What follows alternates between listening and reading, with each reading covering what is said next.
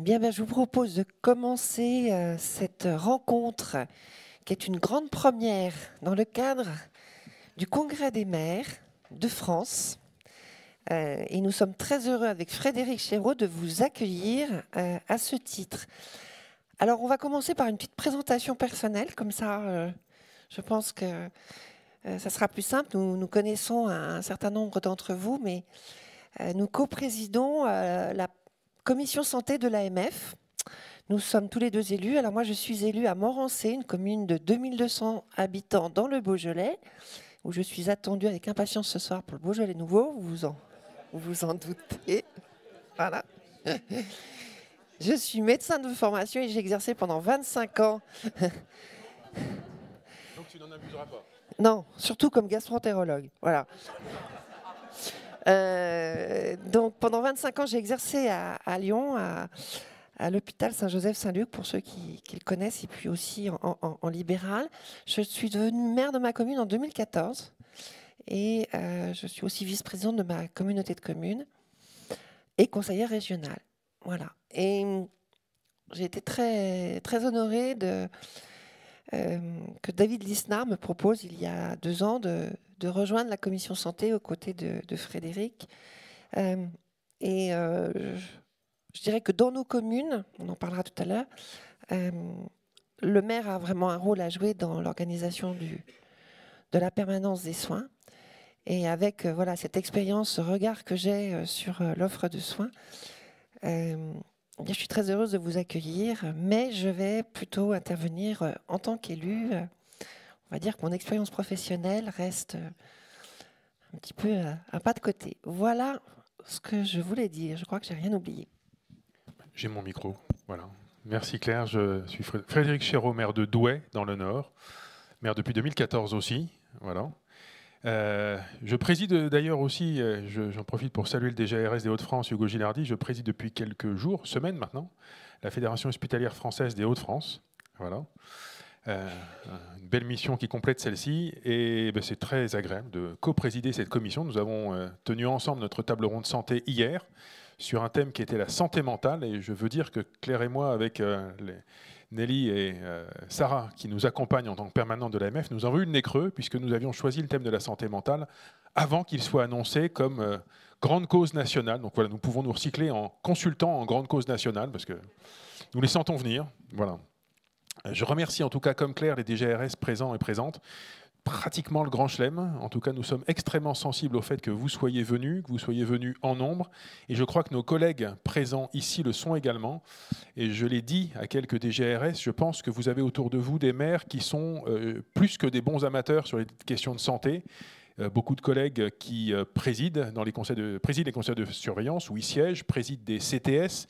Certains peut-être d'ailleurs siègent déjà dans vos ARS. Beaucoup de nos collègues présents ici ont déployé des solutions dans leur commune sur la santé. Et c'est peut-être le message avant de démarrer ces travaux, c'est que les maires de plus en plus se rendent compte que, je le disais hier, comme M. Jourdain faisait de la prose sans le savoir, nous faisons au quotidien de la santé sans le savoir. Quand on parle de logement, quand on parle d'éducation, quand on parle d'alimentation dans les cantines, quand on parle de prévention, quand on parle d'accès au sport, aux espaces verts, à la sociabilité, quand on parle de ville marchable, en fait, on fait de la santé toute la journée. Mais pas seulement de la santé. Aujourd'hui, les maires se sentent légitimes, et il faut le dire, sur la question du soin. Non pas en tant qu'acteur direct du soin, mais pour accompagner, faciliter, jouer un rôle de catalyseur entre la ville et l'hôpital, soutenir des projets. Depuis le Covid, les maires ont compris quels ils étaient des apporteurs de solutions, des facilitateurs sur ce qu'on pourrait appeler le dernier kilomètre, notamment en termes de prévention sur l'accès aux habitants les plus éloignés des sujets de santé. Voilà, je ne vais pas aller plus loin sur cette introduction générale. Voilà, peut-être un déroulé en 3 temps que tu vas nous présenter, Claire. Voilà. Donc, nous allons donner la parole à Denis Robin pour cette introduction avec une présentation des missions de l'ARS, périmètre d'intervention. Vous allez faire un rapide tour de l'ARS, son fonctionnement, sa pertinence. Et puis, nous aurons sur ce premier temps un temps d'échange avec la salle. Ensuite, nous aborderons le thème 1, qui est l'organisation de l'offre de soins, qui sera animée par Frédéric Chéreau. Et nous aurons le témoignage de Didier Jaffre, qui est donc le DG de l'ARS d'Occitanie. Et le dernier point, j'espère que nous aurons assez de temps pour tout aborder avec vous. Je ferai le point sur l'intervention des ARS et l'accompagnement des ARS sur les établissements médico-sociaux, qui sont un vrai sujet aujourd'hui, bien sûr. Voilà, donc avec Monsieur Jumel. Voilà un petit peu comment nous avons pensé cette première rencontre avec vous. Et sans perdre de temps, je donne la parole à Monsieur Robin. Merci beaucoup. Bonjour à toutes et à tous. C'est un plaisir pour tous les collègues de se retrouver aujourd'hui au Congrès des maires et de pouvoir dialoguer avec vous. Alors le dialogue, il se noue, je l'espère, dans tous les territoires. Je n'ai pas beaucoup de crainte là-dessus. Mais c'est vraiment bien pour nous aussi de nouer des liens à un niveau institutionnel important pour les maires, on le sait bien. Alors le collège des directeurs généraux présent aujourd'hui est à peu près au complet. Je crois qu'il manque quasiment personne. Je remercie notamment les collègues d'outre-mer qui sont présents, puisqu'il y a collègues de la Réunion, de la Guadeloupe, de la Guyane, de Mayotte, qui ont fait le trajet pour être avec vous. C'était important. Les ARS ne constituent pas, les directeurs généraux ne constituent pas un corps de l'État. Nous avons tous des profils très très différents, nous avons tous une expérience très très différente. Il y a donc une très très grande variété dans ce collège des directeurs généraux. C'est aussi peut-être ce qui fait la richesse de nos débats. Alors, mesdames et messieurs les maires, vous êtes inscrits dans les territoires depuis des temps immémoriaux. Les communes participaient à la construction de la nation. Les ARS, elles ont 14 ans. Alors, évidemment, en termes d'ancrage territorial, on ne fait pas le poids et on ne va pas chercher à rivaliser avec vous. Nous sommes de création récente, 14 ans, et déjà au bout de 14 ans, on nous demande déjà d'engager une transformation pour faire évoluer les structures que nous dirigeons.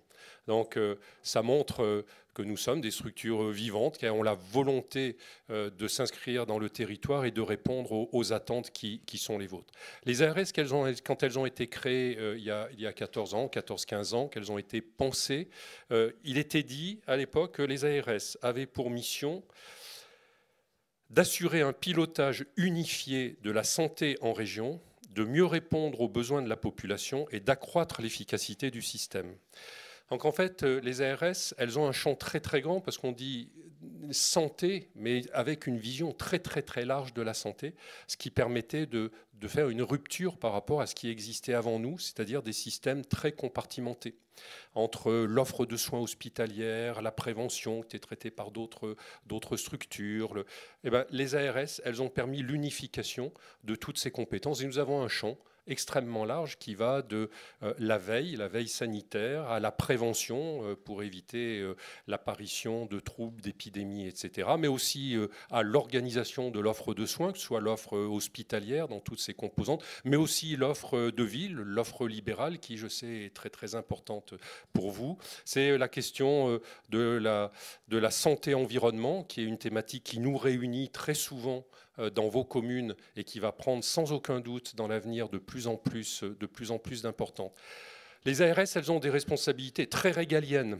Je pense que la quintessence de ce pouvoir régalien des ARS, c'est l'inspection-contrôle. Nous avons un devoir d'inspection et d'évaluation des structures qui participent à l'offre de soins. Une autre traduction de ce pouvoir très, très régalien sont les autorisations. Nous autorisons les activités hospitalières ou des établissements médico-sociaux et nous régulons de ce point de vue l'offre de soins. Ça n'est pas forcément vrai de toute l'offre de soins. Nous n'avons pas ce pouvoir, vous le savez bien, sur la médecine de ville. Mais les ARS sont aussi des structures qui accompagnent et qui, sur le terrain, ont envie d'être des partenaires reconnus et pleinement engagés au même titre que toutes les autres administrations de l'État. Et nous avons un réseau contractuel de partenariat extrêmement fort, notamment avec les communes ou avec des acteurs qui sont très, très présents dans vos communes. Nous avons des réseaux de contrats, vous connaissez les contrats locaux de sécurité. J'ai essayé de regarder avant de venir, je crois que... De santé, pardon. Les contrats locaux de sécurité, excuse-moi, je suis préfet d'origine. Hein, donc, parler de diversité de nos profils. Et j'ai été directeur de cabinet du préfet à Lyon, madame le maire, et j'ai été préfet du Pas-de-Calais, pas très loin de chez vous, monsieur le maire. Et les contrats locaux de santé qui engagent aujourd'hui plus de 12 000 communes. Donc ça montre la richesse de cet outil, les contrats locaux de santé mentale que vous connaissez également très très bien. Mais au-delà de ces contrats bien identifiés, nous avons tout un réseau de partenariats avec vous parce que les ARS utilisent un outil, vous connaissez bien, c'est l'appel à projet. Et nous lançons tout au long de l'année des appels à projets sur des tas de sujets auxquels vous répondez ou auxquels des acteurs de vos communes répondent beaucoup. Notre principal outil, même s'il ne résume pas le pouvoir financier ou les moyens d'action des ARS, c'est le fonds d'intervention régional, le FIR que vous connaissez bien. Le FIR au niveau national, c'est 5 milliards, un peu plus de 5 milliards. Je ne devrais pas le dire au Congrès des maires, parce que comme je sais que vous cherchez 5 milliards, je ne devrais pas désigner une cible, mais... C'est 5 milliards au niveau national et c'est un fonds totalement fongible. Au contraire des administrations traditionnelles de l'État qui, vous le savez, sont enfermées dans des programmes, dans des BOP, etc., qui ne sont pas fongibles entre eux et qui obligent mes collègues préfets à jongler en permanence pour cofinancer des actions un peu interministérielles, un peu complexes. Nous avons cette immense chance d'une grande agilité de nos interventions grâce à ce fonds d'intervention régionale. Et c'est sur ce fonds que nous lançons des appels à projets pour vous accompagner, vous soutenir et pour vous inciter à venir aussi sur nos propres priorités pour nouer ce partenariat. Vous êtes très présent dans les ARS, vous êtes rentré depuis l'année 2024 dans nos conseils d'administration, enfin vous y étiez, mais vous êtes renforcé, vous avez renforcé votre présence dans nos conseils d'administration. Vous savez que nos conseils d'administration sont présidés par le préfet de région, mais il y a une composante des élus locaux très importante, puisque par exemple à l'agence d'Île-de-France que je dirige, il y a la présidente du conseil régional, 3 représentants des départements, des conseils départementaux et 4 représentants des maires qui ont chacun un vice-président. Il y a en plus 2 représentants des parlementaires, un député, un sénateur. Les représentants des maires sont désignés par l'Association des maires de France. Donc c'est vous qui nous désignez vos correspondants au sein de nos conseils d'administration. Et puis notre représentation territoriale, vous la connaissez, ce sont les directions départementales, alors qu'on appelle dans certaines régions les directions territoriales. Bon. En tout cas, ce sont nos représentants dans les départements et ce sont vos interlocuteurs du quotidien. Les directions départementales montent très fortement en puissance en termes de compétences, en termes de champ d'intervention. Et ils ne sont pas seulement là des ambassadeurs auprès de vous, ils sont de plus en plus des acteurs vraiment très très engagés avec les moyens que nous leur déléguons pour répondre de la façon la plus agile et la plus rapide possible à vos sollicitations. Les ARS sur le territoire, c'est 8000 emplois. 8000 ETP. Les délégations départementales ne représentent encore aujourd'hui moins de 3000 sur ces 8000. Ça veut dire que nous avons sans doute encore des efforts de structuration à faire pour renforcer notre présence dans les territoires. Mais en tout cas, tout ce réseau est un réseau de proximité et à la disposition des élus que vous êtes. Voilà ce que je voulais dire de façon très générale, très rapide sur ce que nous sommes. Je vous ai dit que nous étions déjà dans une phase de transformation parce que nous avons bien entendu le message qui nous était adressé par nos interlocuteurs et notamment par les maires de plus de proximité, plus de présence dans les communes, plus de pédagogie, plus d'écoute et de bienveillance pour vos projets. C'est ce que nous allons essayer de faire dans les années qui viennent. Nous y sommes très fortement incités par un certain nombre de textes législatifs et réglementaires.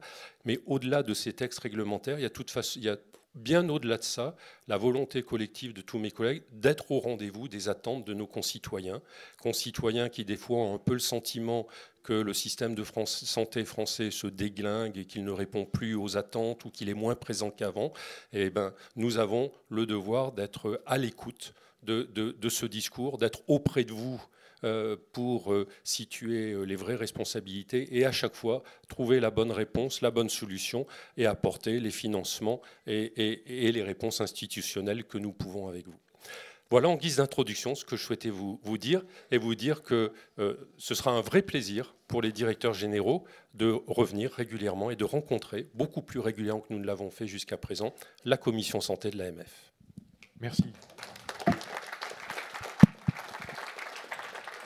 Merci d'avoir posé le sujet, posé le débat. C'est d'ailleurs quelque chose qu'évoquait l'enquête que vous avez menée et qui, je crois, a été transmise aux personnes dans la salle, c'est que les ARS sont identifiés. On sait que ça existe, on connaît le nom. Les compétences précises, derrière, c'est encore voilà, un sujet à conquérir. Peut-être moins dans cette salle, mais auprès de l'ensemble des maires, c'est sans doute davantage vrai. Nous aurons, évidemment, dans cette séquence, plusieurs temps d'échange, mais nous pouvons prendre quelques minutes maintenant pour réagir aux propos de Denis Robin, peut-être poser quelques questions. Encore une fois, c'est un temps mesuré. Il y aura d'autres moments d'échange, mais la parole est à vous, si par hasard vous souhaitez d'ores et déjà lever la main. Moi, je peux peut-être commencer. Bien sûr, Claire. Je vais dire qu'il y a eu un événement fondamental dans la vie des élus, c'est la crise sanitaire. Et à ce moment-là, je le dis mais sans malice, les élus ont travaillé avec l'ARS et tous les acteurs de santé. Et je pense que les ARS se sont dit, les élus sur le terrain, ils savent faire le job. Et on va s'appuyer sur eux, sur ce réseau. Et je pense que là, il y a eu véritablement une prise de conscience, un tournant dans certains départements où effectivement, chacun est un peu dans son couloir. Les maires sont sur leurs compétences santé qui est quand même pas très bien identifiée dans nos compétences, même si on est sur ces politiques de santé. Mais là, on avait une urgence commune et on a partagé quelque chose de très fort et on a été efficace ensemble. Et je pense que c'est à partir de ce moment-là, en tout cas, on a dit on ne pourra plus travailler ensemble avec les ARS avant Covid et après Covid. Il s'est passé quelque chose. Voilà, c'est juste le témoignage. Moi, je témoigne pour le Rhône, mais il y a eu ce tournant et voilà, cet événement particulier. Je pense que tu as tout à fait raison. Je pense même qu'au tout début de la crise du Covid, ça a commencé peut-être de manière un peu laborieuse. Nous ne nous connaissions pas suffisamment. Parfois, dans certaines ARS, il n'y a pas eu immédiatement le réflexe de se tourner vers les maires, ne serait-ce que parfois par manque de numéro de téléphone, de contact, on appelle qui. Mais j'ai quelques exemples en tête de maires qui ont monté des centres de santé, de maires qui ont identifié tout de suite les personnes de plus de 65 ans, certains qui ont même affrété des bus pour les amener au centre de santé le plus proche. Et les ARS ont découvert cette puissance du dernier kilomètre, cette expertise de l'habitant des maires. Et tu as raison, depuis, nos relations se sont très fortement améliorées. La confiance a grandi, la connaissance mutuelle a grandi. Et vous avez parlé, cher Denis Robin, des délégués départementaux. C'est vrai que certaines de nos régions sont assez vastes. Moi, je ne suis entre guillemets que dans une région à 6 départements, mais ce sont aussi des interlocuteurs importants et ce souhait des ARS de déconcentrer jusqu'à la maille départementale a profondément du sens. Voilà.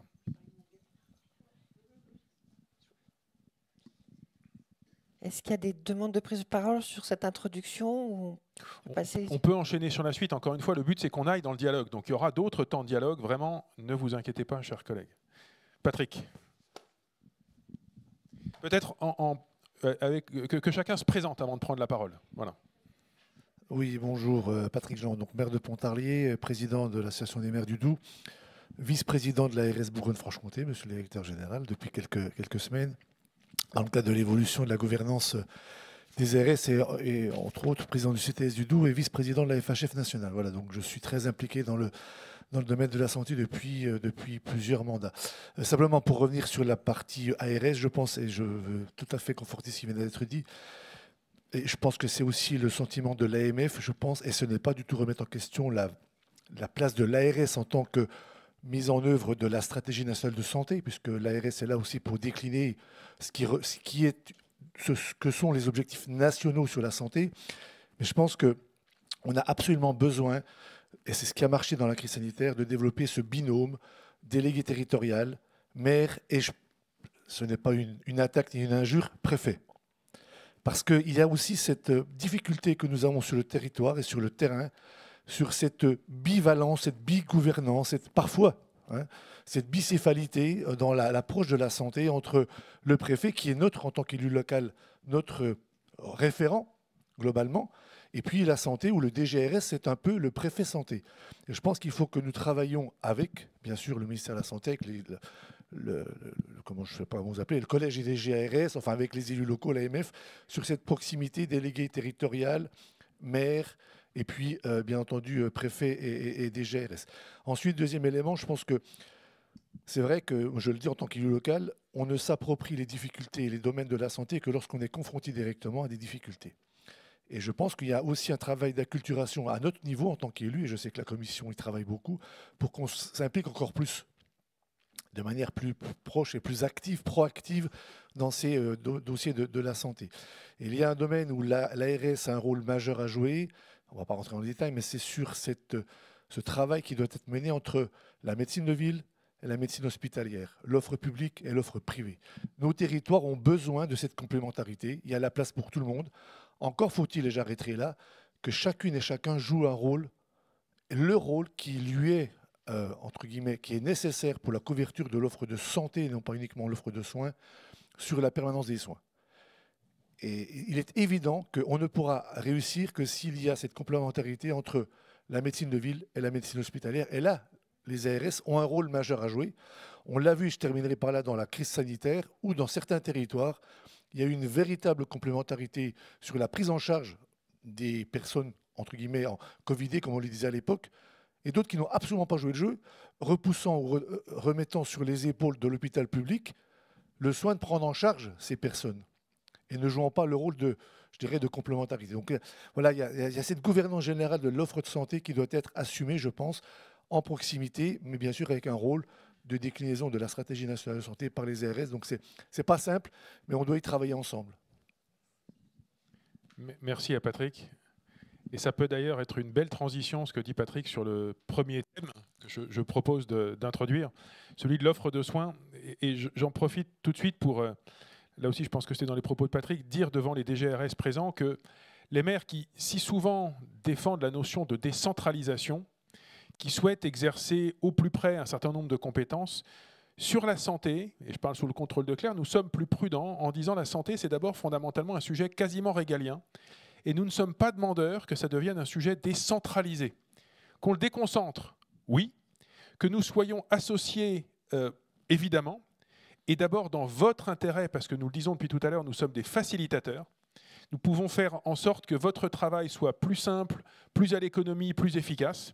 Mais nous ne demandons pas, certainement pas, que la santé devienne une compétence obligatoire du bloc communal, avec le risque que certains territoires qui ont les moyens réussissent à mettre en place un certain nombre de choses et donc se voient récompensés par des projets, des financements, et que d'autres, ceux qui en général ont le plus de besoins, n'y arrivent pas.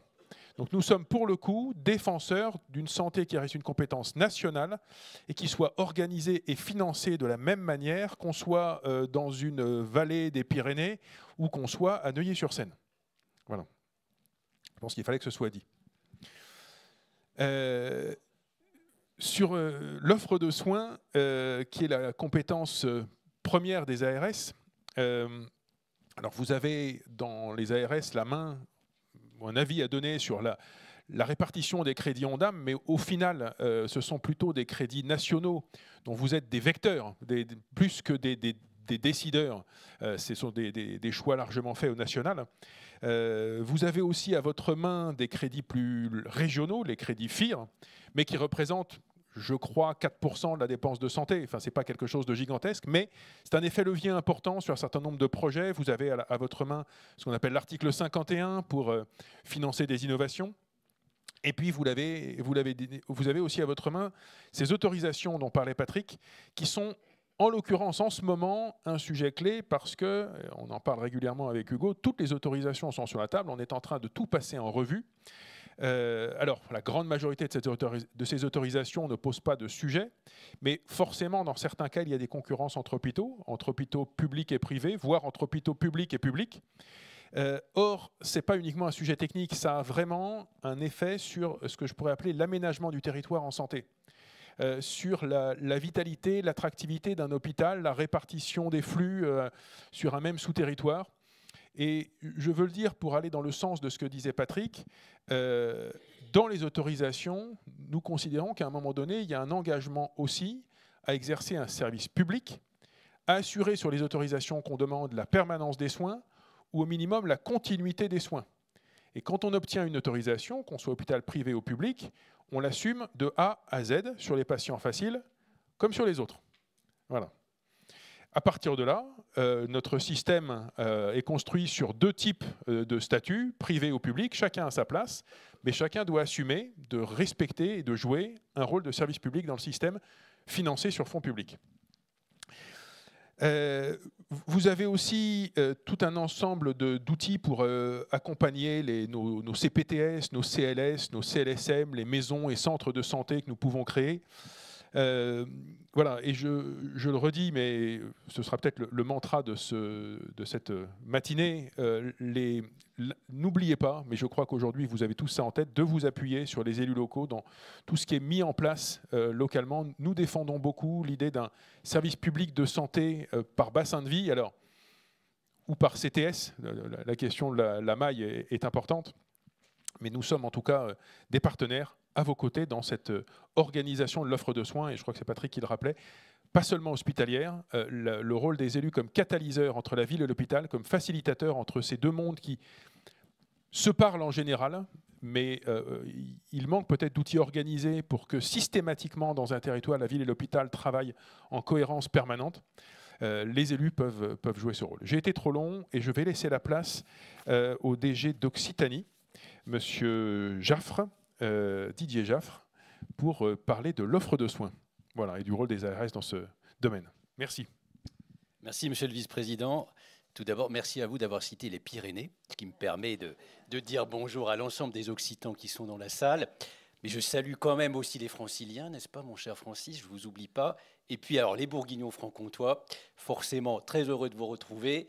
Et Madame la Présidente, vous assurez une chose, le Mâconnais que je suis va bien fêter le Beaujolais nouveau ce soir. Ça, c'est une tradition qu'on ne peut pas ne pas respecter, même quand on est DG d'ARS. Bon, plus sérieusement, je crois que vous avez tout dit.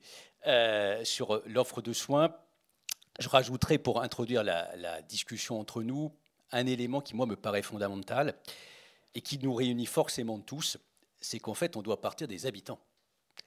On doit, parce que vous avez cité les crédits, vous avez cité les autorisations, les différents outils, mais en fait, le seul objectif de tout ça, c'est de répondre aux besoins de nos habitants, quel que soit l'endroit où ils habitent, quelle que soit leur situation économique, sociale, parce qu'une chose est sûre, c'est qu'ils ont tous les mêmes besoins. En matière de soins, en matière de prévention, on se doit de faire en sorte de leur apporter une réponse. Le seul petit bémol, c'est qu'en face, l'offre de soins, elle n'est pas forcément là, on voudrait bien qu'elle soit. Et on sait toutes et tous que par ailleurs, elle ne le sera jamais, puisque nous n'aurons jamais un service de transplantation cardiaque dans l'ensemble des communes. Et pourtant, certains des habitants des communes, même les plus isolées des vallées des Pyrénées, peuvent avoir un besoin de transplantation cardiaque. On doit donc organiser notre système d'offre de soins de manière à la fois le rendre lisible, mais le rendre accessible pour toutes et tous. Ce qui veut dire qu'on doit travailler effectivement ensemble, parce qu'il n'y a pas de miracle, personne, alors sauf si quelqu'un ici a la solution magique dans sa poche, pour trouver des médecins, des pharmaciens, des biologistes en nombre suffisant pour en mettre partout. C'est pas vrai. Et ce serait très malhonnête de faire croire que nous les avons. On sait tous que le numerus clausus qui a été supprimé en 2020 ne portera pleinement ses effets pas avant 2030. Alors la bonne petite nouvelle quand même, c'est que, et vous le savez, docteur, il faut à peu près au moins 10 ans pour former un médecin, ça dépend des spécialités par ailleurs, mais au moins, au bout de 6 ans, on commence son internat. Et ça veut donc dire que les premières cohortes issues de la fin du numerus clausus vont arriver en 2026. Et qu'on va commencer à avoir beaucoup plus d'internes. Là où nous allons devoir être vigilants, et ça, c'est le rôle des agences régionales de santé, c'est la répartition territoriale de ces internes. Parce que s'ils continuent à être tous dans les grandes métropoles, c'est sûr qu'on ne va pas gagner le pari d'avoir des docteurs sur tous les territoires, puisqu'on le sait tous, c'est pas moi qui le dis, ce sont les études, puis c'est surtout les professionnels eux-mêmes, finalement, on s'installe là où on est allé voir comment ça marchait. Et partout où on a des jeunes internes, voire surtout des docteurs juniors, vous savez, ceux qui sont en dernière année, qui sont presque docteurs, mais pas encore tout à fait, eh bien, s'ils sont allés dans des territoires, y compris ruraux, y compris isolés, que vous avez une super maison de santé professionnelle ou un centre de santé pour les accueillir, ils restent. Et ça marche. Et ça aussi, je crois que c'est important, et je sais que les élus, vous y travaillez beaucoup, c'est aussi de montrer les choses qui marchent. Parce qu'on a toujours tendance à dire rien ne fonctionne, tout va mal, il n'y a plus rien, etc. Mais enfin, mine de rien, sur l'ensemble de vos territoires, il y a des superbes réalisations. Et il y a quand même des gens qui sont plutôt heureux, y compris des professionnels qui ont le sourire et qui, pour rien au monde, ne regrettent venir s'installer dans telle ou telle commune. Mais je crois qu'il faut aussi avoir conscience entre nous des difficultés. Oui, il y a un contexte financier qui est ce qu'il est. Il y a un contexte de ressources humaines qui est ce qu'il est. Ce qui est important, c'est de le partager entre nous. Parce que ce qui est certain, c'est que toute décision, si elle n'est pas comprise, si elle n'est pas portée politiquement sur chacun des territoires, sera de toute façon une mauvaise décision. Parce qu'elle ne sera pas possible de l'appliquer. Et ça, je pense que c'est aussi important qu'on le travaille. Denis Robin a cité un outil qui, moi aussi, je trouve particulièrement important, qui est le contrat local de santé. Alors, pas pour faire un contrat local de santé, parce que si c'est pour signer un document, ça ne sert strictement à rien. Non, pour les actions que ça peut porter, et des actions concrètes. Parce que c'est comme toujours, les habitants, tant qu'ils n'ont pas vu l'installation du scanner, la rénovation du service de médecine ou la création de la maison de santé, ils ne croient absolument pas à tout ce qu'on raconte. Et on peut toujours leur expliquer par A plus B qu'est-ce que c'est que le projet régional de santé, ça ne marchera pas.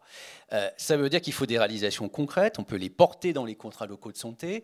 L'avantage, c'est que vous mettez autour de la table tout le monde. En premier lieu, bien entendu, les élus, les professionnels de santé et les usagers. Et bien entendu, les institutionnels que nous sommes. Et on doit être en capacité de pouvoir porter, y compris sur l'avenir d'un hôpital, sur la coopération que vous avez citée entre un hôpital et une clinique. Ces sujets-là, il faut les porter localement. Bien entendu, nous avons un cadre, qui est le cadre régional, avec les autorisations, etc. Mais notre rôle aussi, c'est de s'adapter aux réalités géographiques. Ce n'est pas vrai qu'on va organiser l'offre de soins à Lyon, n'est-ce pas, Cécile, comme on va l'organiser à Pontarlier, n'est-ce pas, monsieur le maire. C'est forcément des réalités locales différentes, des femmes et des hommes qui ne sont pas les mêmes, même si on est tous professionnels, etc., mais c'est quand même pas les mêmes. Ce sont des organisations, des histoires, parce que des histoires de vie quand même entre les professionnels, généralement, c'est ce qui explique pourquoi ça marche ou pourquoi ça ne marche pas non plus. Et si on n'en tient pas compte dans nos décisions, dans nos portages, eh bien, ça ne peut pas marcher. Il n'en reste pas moins quand même que nous avons des signes sur l'offre de soins. Alors, on peut toujours trouver les trucs qui ne vont pas, mais on a quand même des signes très encourageants sur la plupart de nos régions. Premièrement, c'est que l'activité dans nos établissements, elle reprend. Vous avez fait un gros trou par rapport aux années Covid. Ça commence à redémarrer. Ça ne veut pas dire que les malades n'étaient plus là, mais simplement, il y avait quand même, notamment pour l'hôpital public, un problème de redémarrage de cette activité. L'autre signe encourageant, c'est les recrutements. On recommence à recruter des personnels dans nos établissements de santé. Pas partout, c'est pareil, mais il faut aussi s'en donner les moyens. Il faut rendre attractifs nos métiers de la santé, parce que de toute façon, c'est comme les bonnes expressions, pas de bras, pas de chocolat. S'il n'y a pas de professionnels de santé, il n'y aura pas de système de santé, et nous pourrons tous, y compris conjointement, et lui et vous, nous rouler par terre, ça ne fonctionnera pas. Et ça, je pense que c'est important dans nos messages que nous faisons passer. Et c'est là où je vous rejoins, monsieur le vice-président, comme quoi la santé, c'est de l'aménagement du territoire, c'est qu'il faut aussi rendre attractifs nos territoires. Moi, je ne suis jamais convaincu quand j'entends parler de désert médical. Personne n'a envie d'aller travailler dans un désert ou s'installer dans un désert, enfin, sauf quelques gens qui aiment bien l'aventure, mais enfin, c'est quand même assez rare. En revanche, même un territoire qui a des difficultés pour attirer des professionnels, il a généralement quand même des atouts. Et au premier des atouts, quand même, nous sommes dans un si beau pays, c'est son histoire locale, c'est sa gastronomie, c'est l'ensemble des services publics qui sont développés, c'est tout l'environnement qui va faire qu'on trouve de l'éducation, on trouve du travail, tout ce que vous mettez en place pour que les jeunes enfants de nos professionnels soient pris en charge et accueillis, etc., etc. Et ça montre bien que la santé ne peut pas être, et quand je dis la santé, c'est pas que l'offre de soins, détachée du reste. En fait, c'est un tout. L'individu, il est entier. Il n'a pas que des besoins de soins. Il a aussi besoin de vivre, il a aussi besoin d'avoir une eau qui soit, comme l'a rappelé Denis, de très bonne qualité, parce que ça commence quand même par là. Et donc, c'est évident que si ça ne se fait pas avec l'élu local, avec l'élu départemental, l'élu régional et l'élu national, ça ne marchera pas, notre politique d'offre de soins. Parce que l'individu, il est entier. Et lui, il se contrefout. Jérôme va parler ensuite du médico-social, mais il se contrefout de savoir si c'est le conseil départemental ou l'État qui va faire en sorte que sa maman soit prise en charge. Ce qu'il veut, c'est qu'elle soit bien prise en charge. Et ça, je pense que c'est important aussi de l'avoir toujours à l'esprit. Et puis, eh bien, ça a été dit, nous sommes aussi garants de la qualité. Parce que ce serait un leurre que de faire croire à notre population qu'en maintenant coûte que coûte un service sans docteur est un service de bonne qualité. Il n'y a personne qui va vouloir les se faire opérer s'il n'y a pas d'anesthésiste. Personne qui va vouloir aller accoucher s'il n'y a pas de gynécologue, obstétricien ou pédiatre. Ça, c'est une réalité sur un certain nombre de territoires. Ça ne veut pas dire que d'emblée, il faut fermer la structure. Non, ça veut dire qu'il faut examiner pourquoi, essayer de trouver des solutions alternatives, voire des solutions temporaires. Parce que ça peut être aussi, il ne faut pas insulter l'avenir. Moi, je suis dans une région, les Occitans le savent, on prend 50 000 habitants par an en supplémentaire. Ça va durer encore pendant 15 ans. Donc, de toute façon, nous sommes condamnés à développer notre offre. Donc, y compris dans les territoires où il y a des difficultés, comme je le dis toujours, il faut régler la situation, mais attention, nous travaillons pour 2040. On ne travaille pas pour aujourd'hui. Et les habitants de 2040 ne vont pas comprendre si on n'a pas pris les bonnes décisions en 2024. Parce que nous serons, un peu comme le numerus clausus, à nouveau dans le mur. C'est-à-dire qu'on n'aura pas été en capacité de faire en sorte que le 1 million d'habitants supplémentaires en Occitanie soit pris en charge. Et je passe sur les milliers et millions de touristes qui passent dans la région. C'était pour un petit clin d'œil, parce qu'il faut quand même faire un peu de chauvinisme de temps en temps. Voilà, mais tout ça pour dire qu'on doit travailler effectivement ensemble, avec vous, faire comprendre les décisions, expliquer, ça a été très bien dit, Denis, tu l'as rappelé, le contexte réglementaire quand même de tout sur l'offre de soins, c'est hyper technique. Et il est évident qu'aucun maire, des fois même le DG d'ARS, ne sait pas trop de quoi tout ça retourne, parce que de temps en temps, on va dans l'hyper-spécialisation.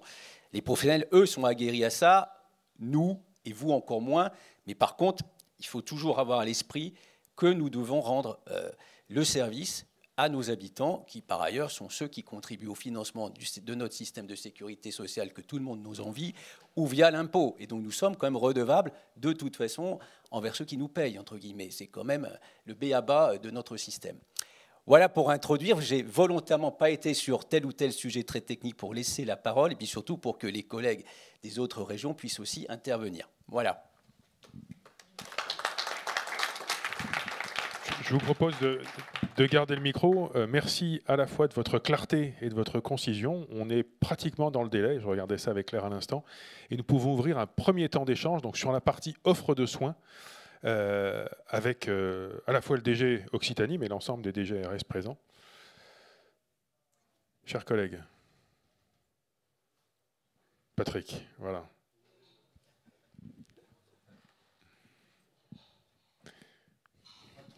Sinon, tu as la voix qui porte, Patrick. Hein. Tu as une voix de préau de 3e République. Voilà. Pardon, merci. Je vais être rapide. Deux choses sur l'offre de soins. Je pense qu'il faut que, et en tant qu'élu local, je le dis, c'est vrai qu'on ne pourra pas avoir de médecins, de spécialistes partout en France. Il ne faut pas chercher l'égalité, mais il faut chercher l'équité de traitement des territoires. Et pour ce faire, je pense qu'il y a une notion essentielle qui est celle du parcours.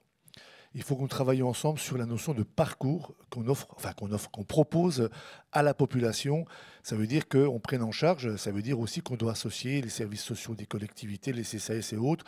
Et par là, la notion de responsabilité populationnelle qui peut être, à mon avis, quelque chose qui doit, tu le sais très bien, Frédéric, qui apporte aujourd'hui des résultats probants et qui mériterait d'être développé. Et c'est d'ailleurs ce que porte la FHF au niveau national auprès des différents ministres qui se sont succédés, puisqu'on a une certaine volatilité dans les postes ministériels actuellement, dont Frédéric Valtou, qui était l'ancien président de la FHF, de voir pour généraliser la responsabilité populationnelle. Mais en laissant le soin au territoire de choisir quel thème, entre guillemets, on souhaite développer en responsabilité professionnelle.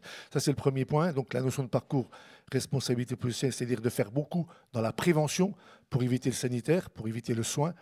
Puis, deuxième chose, et là, je m'adresse aux directrices et aux directeurs d'ARS, là, c'est en termes national, hein, on le sait, il va y avoir certainement, à travers la pertinence des soins, à travers les réductions de moyens qui vont être...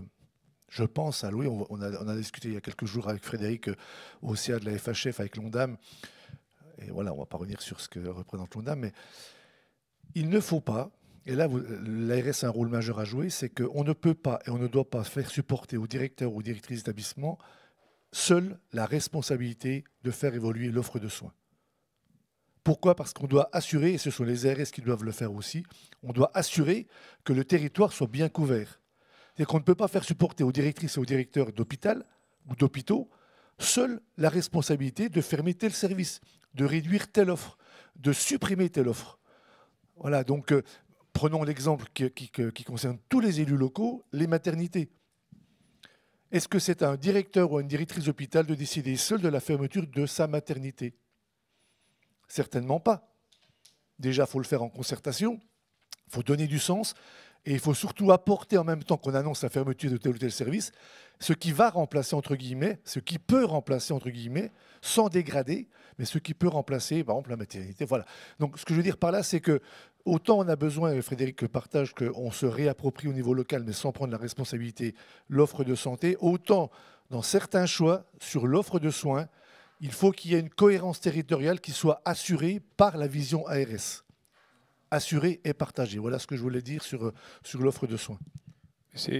On parlait tout à l'heure, vous avez repris le terme d'aménagement du territoire en santé, et effectivement, c'est un sujet majeur qui d'ailleurs ne se traite pas forcément ni à l'échelle de l'hôpital, ni même à l'échelle du GHT, c'est peut-être à l'échelle régionale, en associant y compris le conseil régional, le CHRU, qui est quelque part un peu le grand ordonnateur de la répartition des chefs de service dans tous les hôpitaux de son territoire, et l'ensemble des élus locaux. Je pense que les maires sont d'accord pour se dire qu'on ne peut pas avoir toutes les spécialités, et a fortiori toutes les surspécialités partout dans tous les territoires. On est des élus exigeants, on est quand même aussi des élus responsables et réalistes. En revanche, nous tenons à ce qu'il y ait un maillage hospitalier de proximité, et on peut tout à fait se dire que certaines spécialités ou surspécialités ne se trouvent pas partout à un quart d'heure de chez n'importe quel Français, on répartit sur un certain nombre d'hôpitaux pour avoir une activité suffisante sur telle chirurgie, sur la maternité, mais qu'en revanche, le pré- et le post-opératoire peut être réparti beaucoup plus finement dans ces hôpitaux de proximité dont aujourd'hui les dotations sont d'ailleurs garanties en partie de manière forfaitaire, qu'on a des lieux de soins de suite et de réadaptation de la même manière répartis assez finement dans le territoire. Et donc les spécialités d'expertise qui nécessitent des matériels lourds ou des praticiens rodés qui font suffisamment d'actes par an, ça, pourquoi pas les regrouper dans une certaine mesure. Mais tout ce qui relève de la proximité, là, et pourquoi pas même d'un certain nombre de consultations avancées, là, on peut sans doute être dans un maillage beaucoup plus fin. Mais là-dessus, c'est quelque chose qui doit être discuté, négocié, et les élus ne seront jamais dans des revendications irréalistes, mais dans un accompagnement, y compris d'ailleurs sur des sujets qui ne sont pas hospitaliers, comme la carte des maisons de santé, des centres de santé. Bassin par bassin, nous sommes capables de dire au quartier près comment et où il faut les organiser pour que le maillage soit le plus intelligent. Voilà. Chers collègues. Merci, Jérôme Rumeau, je suis adjoint à la mairie de Bonpass, dans les Pyrénées-Orientales, et je suis aussi directeur d'hôpital. Les Pyrénées sont à l'honneur, décidément. Oui, donc je salue tout particulièrement le directeur général de Occitanie et Madame de Borg, que j'ai connue dans une autre vie professionnelle à Bordeaux. Voilà, juste deux remarques. Le premier point, c'est que les attentes de la population restent identiques à la médecine telle qu'elle se pratiquait il y a longtemps. Et aujourd'hui, les médecins ne peuvent plus, et c'est normal, travailler 24 heures sur 24, faire des visites à domicile et recevoir au cabinet. Ça, c'est le premier point. Donc, au-delà de la difficulté que nous avons à recruter, on a aussi du mal à répondre aux besoins de la population parce que les médecins préfèrent travailler à temps partiel souvent et en tout cas sur des horaires qui sont plutôt de 8h à 19h. Voilà. Ça, c'est le premier point. Deuxième point, je suis aussi directeur d'hôpital, je l'ai dit, mais pas dans le même secteur que là où je suis élu, donc il n'y a pas de collusion. Et par rapport à ce que vous évoquiez, on a mis en place des consultations avancées à l'hôpital où je suis directeur et la clinique privée qui est dans la même commune, avec un objectif qui est clair et en partenariat avec l'ARS, c'est de ne pas être en concurrence mais en complémentarité pour que la population puisse avoir la totalité du panel de prise en charge en amont et en aval et que la totalité des spécialités sont couvertes. C'est-à-dire que par exemple un patient du Conflent, le territoire où je suis, va être pris en charge pour une intervention chirurgicale à Perpignan, mais il aura bénéficié en amont de la visite à Prades, des examens complémentaires à Prades, puisqu'on a IRM, scanner, radio, labo, donc tout ça, ça peut être fait en amont, et le suivi post-opératoire sera fait par le praticien qui l'a pris en charge à Perpignan, à l'hôpital de Prades. Donc ça a un avantage énorme pour la population et aussi pour l'hôpital parce que ça donne une image plus dynamique et une ouverture plus large que la médecine et la gériatrie qui sont le cœur de métier de l'hôpital. Voilà, voilà ce que je voulais dire. Un excellent exemple. Merci.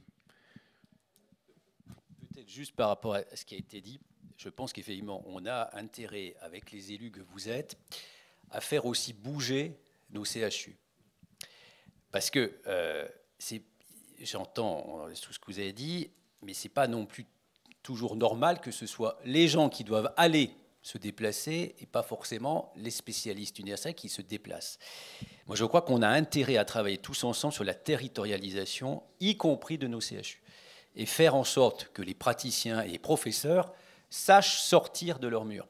Parce qu'on le voit, sinon, vous avez les experts d'un côté, et puis vous avez un peu le reste du monde. Et ça, c'est pas possible. Et on le voit, hein, mais sur l'ensemble des régions, il y a un gros travail à faire auprès de l'ensemble des coordonnateurs de spécialités médicales. Hein, vous savez, il y en a 44.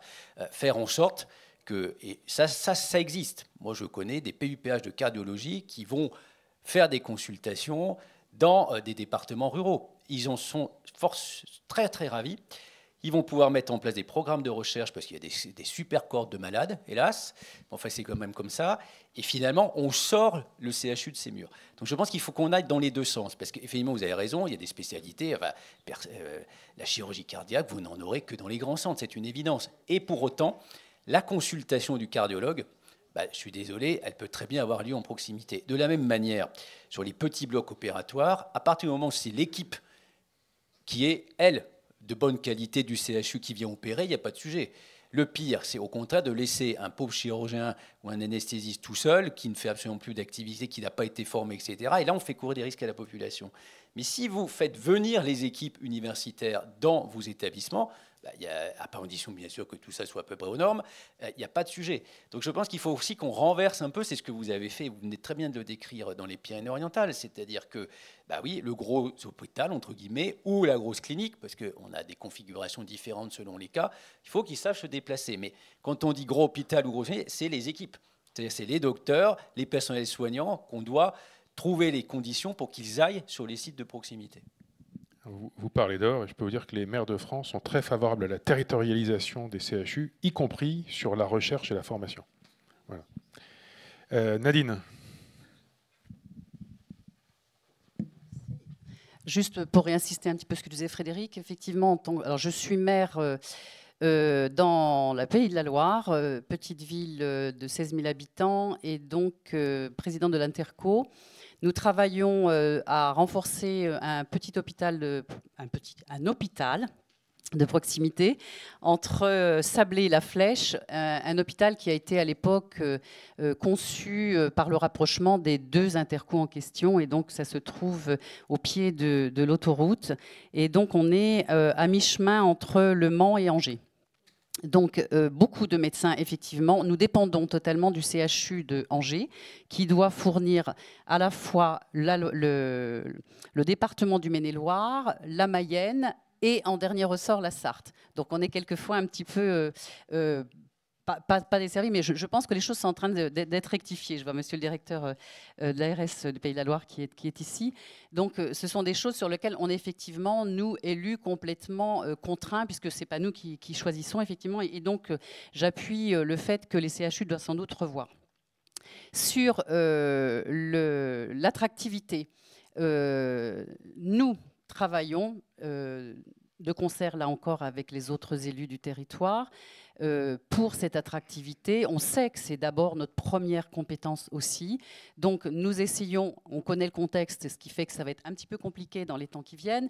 Nous savons effectivement qu'il faut, en termes d'attractivité, attirer nos entreprises, attirer l'emploi, mettre du loisir, mettre de la petite enfance, etc., etc., tous les services publics en question. Et donc ça c'est notre cœur de métier. Maintenant, le troisième point que je voulais dire, c'est que, alors il faut pour l'attractivité, effectivement, travailler avec les départements, la région, c'est évident. Il y a un acteur ici essentiel, ce sont les médecins, qui effectivement ne sont pas là aujourd'hui, mais qui ont sans doute peut-être Peut-être qu'au travers d'ailleurs des CLS, c'est quelque chose qui va peut-être, sans doute, je le sens, s'améliorer parce qu'on a ce contact maintenant avec eux, peut-être un petit peu plus régulier et avec fondamentalement des échanges de fonds. Parce que jusqu'à présent, moi, ce que j'entendais de la part des médecins, c'est que, et ce que je vivais, c'est qu'ils étaient non seulement acculturés par rapport à cet aménagement de territoire. Ils ont une maison de santé, ils ont un hôpital, etc. Ils vont travailler, ils ont, comme on dit, la tête dans le guidon. Et donc, bien souvent, on était vécu à un moment donné, nous, élus, comme étant un petit peu les empêcheurs de tourner en rond, c'est-à-dire de quoi je me mêle sur un secteur dont on est les spécialistes et dont les élus n'avaient pas forcément jusqu'à présent le mot à dire. Donc, c'est un peu ce que je ressens. Maintenant, avec les rencontres assez régulières qu'on essaie de mettre en place avec l'hôpital et enfin, les médecins de manière générale. Dans le cas du CLS, je pense qu'il y a des échanges qui vont il y a une interconnaissance qui me semblait essentielle qui est en train de se mettre en place et je trouve ça intéressant. C'est la même chose entre l'hôpital de ville et l'hôpital et la médecine de ville, où là encore, il y a quelque chose qui se met en œuvre là, sur la connaissance mutuelle. Il y avait, jusqu'à présent, en tout cas sur mon territoire, la médecine de ville qui regardait un peu l'hôpital un peu en chien de faïence. Enfin, il n'y avait pas cette complémentarité et je pense que c'est vraiment quelque chose d'important à mettre en œuvre avec les médecins eux-mêmes, qu'ils soient vraiment dans la boucle. Voilà. Merci, merci Ned. J'avais vu une autre main se lever. Si vous acceptez, peut-être qu'on prenne les 2 dernières questions sur cette séquence-là et je regarde l'heure en même temps. Et puis je vous laisserai ramasser un propos de synthèse. Voilà. Merci. Je vous en prie. Elisabeth Blanchet, moi je suis maire, je fais partie de cet atelier, mais je suis maire d'une petite commune rurale, donc qui va vous sembler très restreinte, puisque j'ai moins de 300 habitants. Par contre, je suis vice-présidente en interco sur 26 500 habitants et chargée notamment de la santé et des solidarités territoriales. La mise en place de maisons de santé a quand même permis d'attirer et de travailler un réseau, y compris et principalement avec les professionnels de santé. Et dès lors qu'on a noué des liens qui sont assez étroits, voire quelquefois même plus que étroits et amicaux, c'est de permettre de développer ces maisons de santé avec de nouveaux praticiens et qui peuvent arriver.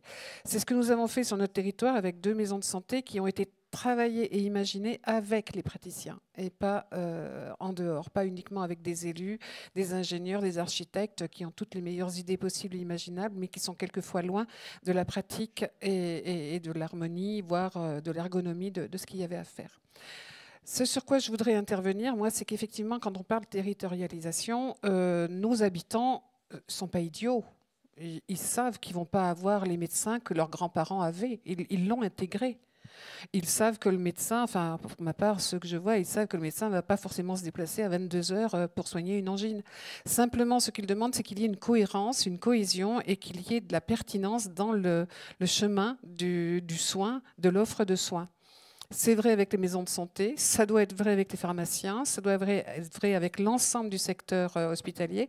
C'est vrai aussi de tout ce qui concerne les dentistes, les ophtalmos et l'ensemble. Et on voit bien que là, on continue à pêcher par... Alors, moi, j'aime pas le terme déserts médicaux non plus. Je préfère peut-être des territoires sous-dotés, peut-être, ou des territoires en développement.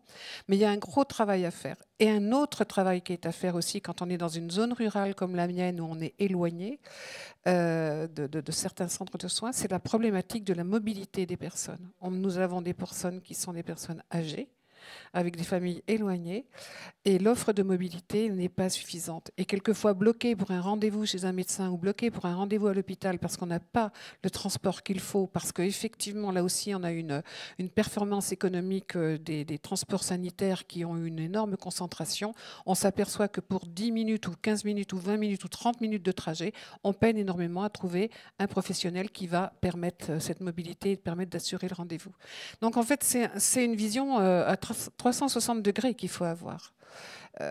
Il faut l'avoir sur les problématiques de santé de nos territoires. Nous faisons des analyses, nous sommes en construction d'un contrat local de santé. L'ensemble du secteur médical qui est autour de nous nous aide. Là aussi, il faut être performant. Il ne faut pas créer des envies là où on ne pourra pas les combler, ça c'est certain. Et derrière, il faut quand même, excusez-moi, mais moi en ruralité, je fais de la dentelle en permanence. Et je ne suis pas la dentelle de Calais ni du Puy, hein, je suis bourbonnaise, donc ce n'est pas notre premier secteur, quoi. Donc si vous voulez, c'est faire de la dentelle. Et on nous dit parfois qu'on ne peut pas faire de la dentelle, il faut travailler dans la massification. Non, non, non, non. En ruralité, il faut faire de la dentelle. Ça permet d'ailleurs d'évaluer, ça permet aussi de tisser les liens et de pouvoir vraiment, comment dire, mailler tout le territoire et d'avoir une confiance de l'habitant. Et qui dit confiance de l'habitant dit confiance des familles. Qui dit aussi confiance des familles dit aussi attractivité. Voilà. Donc, je pense qu'on peut boucler, mais il va falloir s'attaquer à tous les problèmes en même temps. Bon, on est en fin de mandat, mais c'est pas pour autant qu'on doit poser le sac. Hein, donc, merci.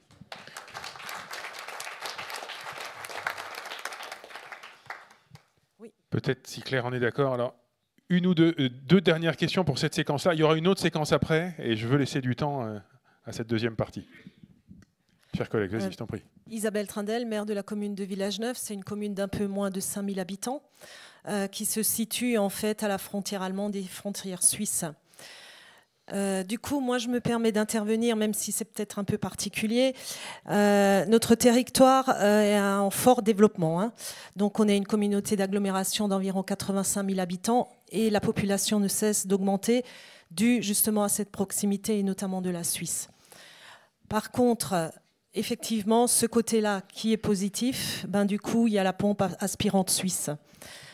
Alors, moi, je dis souvent, si tous les professionnels de santé qui se trouvent dans ma commune exerçaient, on serait la commune la mieux dotée de France. Alors, en fait, je viens directement au but. Bien sûr, on a des problèmes d'offre de soins, comme un peu partout. Mais nous, on a une double peine avec justement cette pompe aspirante. On travaille énormément avec la Suisse et l'Allemagne pour... le territoire, l'aménagement du territoire, les routes, les pistes cyclables. On progresse énormément. Et la Suisse finance aussi beaucoup du côté français, il faut le savoir. Mais, un gros mais, c'est au niveau de la santé. On n'arrive pas. On n'arrive pas à avancer. On n'arrive pas à mettre en place des conventions. A priori, j'ai appris qu'il y a une convention qui serait en cours avec Bâle pour les urgences. Mais personne de notre territoire ne fait partie de ce groupe de travail. Alors, c'est pareil avec l'Allemagne. L'Eurach, qui va ouvrir un grand hôpital en début 2026 de 670 lits, on les a rencontrés. Ils seraient en capacité d'absorber une grosse partie du bassin de la population chez nous, parce que Mulhouse, effectivement, est déjà totalement saturée. Et bien plus loin que, par exemple, le Kantonsspital, qui se trouve à 10 minutes. La population ne comprend pas qu'on ne trouve pas certains accords. Bien sûr, il y a le coût, hein. On est tout à fait d'accord. Bien sûr, ça ne pourra pas se faire du jour au lendemain. Mais j'aimerais savoir, est-ce que l'ARS est prêt à travailler ces points et pas juste un ou deux petits... l'urgence pédiatrique, par exemple, c'est une urgence chez nous. On doit aller à Colmar. Il y a des choses, je vais m'arrêter, je vous donne juste un petit exemple. Les pédiatres disent aux parents, si votre enfant se casse le bras, allez en Allemagne ou allez en Suisse et dites que c'est arrivé chez eux. Voilà, pour pouvoir avoir une hospitalisation de l'autre côté. Voilà, excusez-moi, merci. Un cas pas si particulier que ça. Je sais que de l'autre côté de la Suisse, du côté de l'Ain ou de la Haute-Savoie, on connaît les mêmes difficultés. Ouais. Je t'en prie. Oui, juste un témoignage. Donc, Evelyne Gaspaillard, je suis maire d'une petite commune rurale de Saint-Vran dans les Côtes-d'Armor, le centre-Bretagne. Juste un témoignage par rapport aux actions concernant la mobilité que l'on peut mettre en place et que l'on a mis, nous, en place, en tout cas, avec l'ARS. Notre communauté de communes, l'Audiac Bretagne Centre, n'a pas pris la compétence mobilité. Mais nous avons quand même une délégation pour du transport à la demande, notamment à l'intention de nos personnes les plus âgées, personnes handicapées ou même des personnes jeunes avec des difficultés de transport. Et nous avons mis... Alors normalement, cette délégation, elle n'est que sur le territoire de notre communauté de communes, mais avec le soutien de l'ARS et le soutien aussi de la région, nous avons pu mettre en place une sortie de notre communauté de communes pour accéder à des soins de proximité sur des communes autour de notre territoire, donc avec des spécialistes, avec des médecins généralistes, et ça fonctionne bien. Alors après, il y a toute la question du budget, et c'est pour ça que, effectivement, le partenariat avec l'ARS a été pour nous essentiel, et on a renouvelé ce partenariat cette année. Voilà, juste ce témoignage. On a déjà 10 minutes de retard sur la première table ronde. Alors très très bref, et tu seras la dernière intervention pour que Didier Jaffre puisse conclure et que je cède la place à Claire. Merci Jean-Louis Evin, maire de La Roche-Jaudy. Je rebondis un peu sur ce que vous avez dit. Vous êtes frontalière de la Suisse et nous les maires, on est un peu les couteaux suisses. Parce qu'en fait, il faut qu'on invente sur place, avec ou sans l'ARS, parce que si on ne rentre pas dans le moule, moi j'ai souvent l'habitude de dire qu'à force de rentrer dans les moules, on va finir par être des quiches. Mais si on ne rentre pas dans le moule, on n'est pas aidé. Je voulais vous poser une simple question. On est 30 ou 40 maires des Côtes-d'Armor à avoir été assignés au tribunal administratif par le préfet parce qu'on demandait juste de l'accès aux soins pour tous nos concitoyens, de la première seconde de leur vie jusqu'à la dernière. En 2026, vous le savez, il n'y a aucun médecin généraliste qui va sortir des facultés. Aucun. Ça va être des médecins juniors, d'accord, qui doivent être encadrés ou supervisés par des médecins dans des cabinets si possible, mais qui pourront, puisqu'ils sont aisés, exercer, faire des ordonnances et exercer presque en autonomie. Ça dure 1 an. On a quelques-uns d'entre nous dans nos communes des agréments pour recevoir ces médecins juniors et c'est hyper important parce que c'est des médecins qui feront entre 60 et 100 consultations semaine à 2, quand il y en a 2 comme chez nous. Et là, en face de nous, c'est bien l'État qui a pondu ça, hein, c'est pas nous. Hein. Je sais que nous, dans les Côtes-d'Armor, on a beaucoup d'élevage de poules, mais quand même, on ne pond pas des trucs comme ça sans que derrière, on essaye de trouver des solutions. Et là, on nous dit, 2026, alors mesdames et messieurs, quand même, en 2026, pas de médecins généralistes, des médecins juniors, qui doivent exercer, si possible, dans un cabinet indépendant. C'est pas comme les internes qui vont du cabinet de médecin qui est absent le lundi, voilà, et qui tournent comme ça. Non, non, il faut quand même, ils sont 3 jours sur place par semaine minimum. À 2, ça fait 6, il faut bien un nouveau cabinet. Et on n'a aucune aide parce que les médecins qui travaillent déjà, qui sont un peu indépendants et qui ne veulent pas rentrer dans le système trop cadré ARS avec des réunions. Quand on exerce sur 70 communes, c'est compliqué, hein, quand on reçoit 70 communes, de rencontrer régulièrement les kinés, les infirmières, surtout qu'il y en a beaucoup. Donc, il n'y a rien de prévu en face. Enfin, à notre sens, on a rencontré les ARS, hein, régionales, départementales. Ministres, ils nous ont fait des faux bons, là, mais je pense qu'Annie reviendra dessus tout à l'heure. J'en ai vu une autre hier matin quand même. En fait, tout le monde nous dit ouais, vous avez raison. Ouais, ben, je sais pas, j'ai mes collègues là aussi. Ouais, c'est bien. Même au tribunal, hein, la juge, quand je lui ai expliqué le topo, ah ouais, mais qu'est-ce que vous voulez que je fasse? Moi, je juge. Donc, en fait, c'est quoi la solution pour 2026 si on ne nous aide pas à construire? 2026, c'est demain. Hein, on sait, hein, vous savez que les élections, maintenant, ont été décidées sans nous concerter pour mars 2026. Mais, donc, du coup, il faut qu'on se dépêche. Si pour septembre 2026, on veut des médecins généralistes. Et il y en a toujours en 2026 qui partiront à la retraite. Et derrière, qu'est-ce que vous avez prévu sur le sujet sans faire des dossiers immondes, parce que des fois ils sont d'une lourdeur, qui feront qu'on ne sera pas prêt en 2026. Voilà, c'était ma petite question du jour. Merci. Je pense qu'il n'y a pas qu'en Bretagne qu'on se la pose. Cher Didier, je vous laisse conclure. Non mais merci. C'est pas moi qui vais conclure, parce que sinon vous allez croire que les DG d'ARS ne sont que des mecs. Il y a quand même quelques femmes aussi, donc ça va être Cécile qui va faire la conclusion. Mais par rapport à votre question, je pense qu'Élise Noguera vous verra en aparté, pas de confusion. Heureusement qu'il sort toujours chaque année des médecins généralistes formés. Nous en formons énormément. Ce que vous citez, ce sont les docteurs juniors, c'est ceux qui sont en dernière année. Ce qui est important que vous ayez comme docteur junior dans vos territoires. Pourquoi ? Parce que ce sont ceux-là que vous allez garder pour s'installer en tant que docteur. Voilà. Donc, il y a bien à la fois ceux qui sortent de la faculté, et nous en formons depuis toujours. Et heureusement, parce que là, sinon, je pense que vraiment, on aurait de quoi vraiment s'inquiéter. Et vous allez, à partir de 2030, en avoir beaucoup plus. Mais dès 2026, vous avez plus d'internes. Pour être médecin généraliste aujourd'hui, il faut 3 ans, très certainement 4 ans avec le décret qui a été paru. Mais vous allez bien avoir les deux. Voilà. Et après, il faut que vous rendiez, mais je sais que vous le faites, très attractif au territoire pour que les jeunes s'installent et que les moins jeunes restent. Parce qu'il ne faut jamais oublier ceux qui sont déjà là, parce que sinon, si on les remplace, mais que ceux qui sont là se partent, ça ne va pas marcher. Voilà, donc, comme je l'ai dit, c'est Cécile Courrèges, la DG de l'ARS Auvergne-Rhône-Alpes, qui va conclure, parce qu'on forme un duo, n'est-ce pas Cécile, depuis très longtemps, et de manière totalement improvisée. Mais voilà, je pense qu'à travers vos interventions, en tous les cas, on a bien vu que, en fait, ce n'est qu'ensemble qu'on va pouvoir y arriver. Ce n'est pas en s'opposant, élus d'un côté, DG d'ARS et nos équipes de l'autre. Ça ne peut pas marcher, c'est voué à l'échec. C'est un travail conjoint, et je vous rejoins, madame, moi je dis toujours qu'on fait de la haute couture. C'est même pas de la dentelle, c'est de la haute couture en permanence. Mais pas qu'en milieu rural. Dans les villes aussi, dans les métropoles aussi, parce que dans les quartiers politiques de la ville, il faut aussi faire de la haute couture. C'est peut-être un couturier différent, mais c'est quand même de la haute couture pour répondre aux besoins. Cécile, c'est à toi, sinon je vais te griller la conclusion. Plus rien à dire, tu as tout dit à la fin, par confirmer effectivement aussi qu'on fait régulièrement nous aussi de la dentelle. On n'est vraiment plus dans la massification. Le seul sujet de massification qu'on peut avoir, c'est la définition des autorisations hospitalières, quand effectivement dans le schéma régional de santé, on définit les grandes hospitalisations. Mais je dirais on est aujourd'hui tellement dans un défi quotidien de maintenir déjà les autorisations existantes et les activités existantes qu'on n'est même plus pas dans un sujet de reconstruire l'offre tous les matins. Moi, je dis toujours, étant arrivé depuis 18 mois en Auvergne-Rhône-Alpes, que mon premier sujet, c'est le maintien de l'accès aux soins, le maintien des activités existantes, compte tenu aujourd'hui du défi qui est la ressource humaine, qui est vraiment le sujet. C'est la troisième fois que je suis DG d'ARS, j'ai participé à créer les ARS au niveau national. Moi, avant le Covid, le principal sujet, c'était des décisions qu'on prenait. Vraiment des décisions qu'on prenait.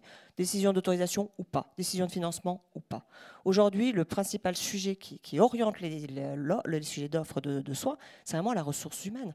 À certains moments, on est comme vous. Franchement, pour avoir une fois dans ma vie fermé une maternité, c'est une expérience que j'ai plus envie de revivre. Et donc, on se bat pour essayer de maintenir ces activités-là, mais avec des professionnels de santé dont il faut bien conscient, outre le sujet qui peut être quantitatif, outre le sujet aujourd'hui de leurs demandes différentes en termes d'exercice, en termes de cadre d'exercice, en termes de temps de travail. Fondamentalement, ils gardent aussi la possibilité de décider où ils s'installent et les cas d'exercice dans lesquels ils sont. Et donc, ça renvoie à l'exercice fondamental de la formation. On a beaucoup insisté dessus. Didier Jaffre y est revenu plus d'une fois.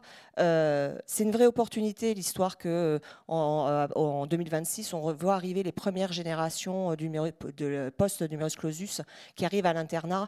Alors, même s'ils ne sont pas encore médecins de plein exercice, c'est quand même nos futurs médecins de plein exercice. C'est 20 à 30% par spécialité de médecins supplémentaires qui vont arriver.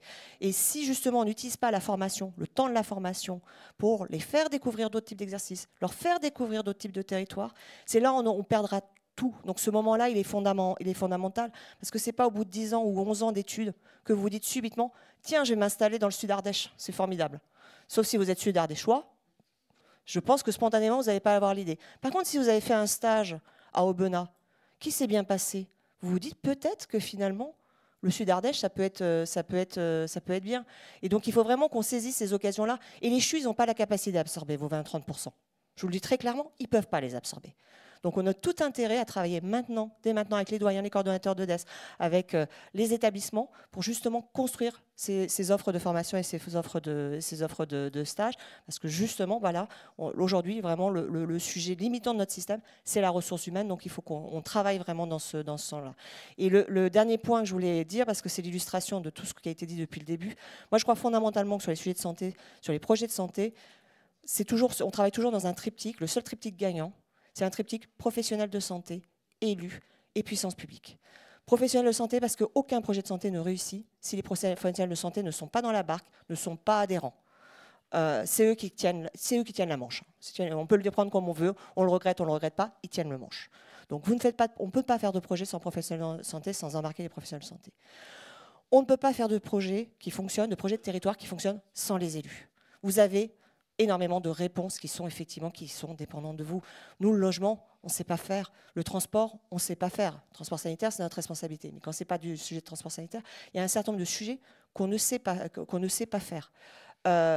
Inversement, effectivement, pour construire les solutions, à un moment donné, vous avez souvent besoin de la puissance publique. Ça peut être l'ARS, ça peut être l'assurance maladie, ça peut être l'État. Il y a différentes illustrations. Mais en tous les cas, les projets qui réussissent, et il y a des réussites territoriales dont on peut témoigner. Je vous invite à aller dans le Cheylard. Alors là, c'est le Nord-Ardèche, pardonnez-moi. Je ne fais pas que l'Ardèche. J'aurais d'autres exemples à Langeac, en Haute-Loire, ou d'autres exemples. Vous avez des exemples réussis sur des territoires où spontanément, peut-être pas l'installation se ferait spontanément, mais il y a des professionnels qui sont motivés, qui ont retrouvé du soutien des élus, qui ont retrouvé du soutien de la puissance publique. Il y a des solutions originales qu'on puisse mettre en place. Et aujourd'hui, c'est des vrais facteurs d'attractivité. Ils ont des internes. Ils réussissent même à développer pour les territoires d'à côté des offres de santé. Donc on a quelques réussites, on a un certain nombre de réussites dans tous nos territoires de cette logique-là. Et à chaque fois, on trouve ces trois réunions qui se font. Et les usagers, bien sûr. Les usagers, bien sûr, mais dont les élus, je pense, représentent beaucoup aussi des besoins et l'expression des besoins. Merci beaucoup. Merci à tous les deux. Et je cède la parole à Claire pour la deuxième partie sur le médico-social. Comment travailler ensemble par rapport à l'offre médico-sociale? Je rejoins ce que vient de dire Madame Courrèges. Il faut qu'on fonctionne sur ce fameux triptyque. Donc, bien sûr, je vais appeler Monsieur Jumel à me rejoindre. Nous avons, nous, des constats sur nos territoires. Nous avons des attentes de nos citoyens.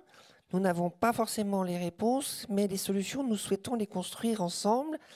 Ensemble, ça veut dire se connaître les responsabilités, les compétences des uns et des autres, savoir répondre à nos familles, savoir répondre à nos aînés. Quelques positions quand même de l'AMF qui s'inquiètent d'un regroupement ou de fusion forcée des EHPAD, mais c'est des solutions qui doivent se négocier territoire par territoire. L'AMF qui s'inquiète à travers ses élus, ses CCAS, sur les situations financières de certaines EHPAD et sur une certaine dégradation de la qualité. Donc voilà, c'est un vrai sujet qui est en continuité avec celui que nous venons d'évoquer et pour lequel j'ajouterais, à l'exemple de ce qui se passe dans le Rhône, que vous avez dans chacun des départements des associations d'élus et que ces associations d'élus peuvent être les porte-parole des maires auprès de la puissance publique, l'ARS, la CEPAM, auprès des territoires, des professionnels de santé, pour faire des réunions de concertation, pour que chacun apprenne à connaître les autres. Je ne vous dis pas les acronymes que les élus ne connaissent pas au niveau de l'ARS, et inversement, les ARS ne connaissent pas forcément tous nos acronymes. On a besoin vraiment de travailler ensemble. Nous, c'est ce que nous faisons dans le Rhône. Cette année, nous faisons la 2e édition sur tous ces sujets-là, santé, médecine de ville, soins à domicile et EHPAD, avec l'ensemble des partenaires. Et moi, je vous invite fortement à initier ces rencontres qui sont porteurs de solutions. C'est des retours d'expérience sur tous ces secteurs-là. Je vais donc appeler Monsieur Jumel à nous rejoindre. Et je profite pour remercier Marilène Millet, qui est le maire de Saint-Genis-Laval et qui est la coprésidente de la commission des affaires sociales de l'AMF.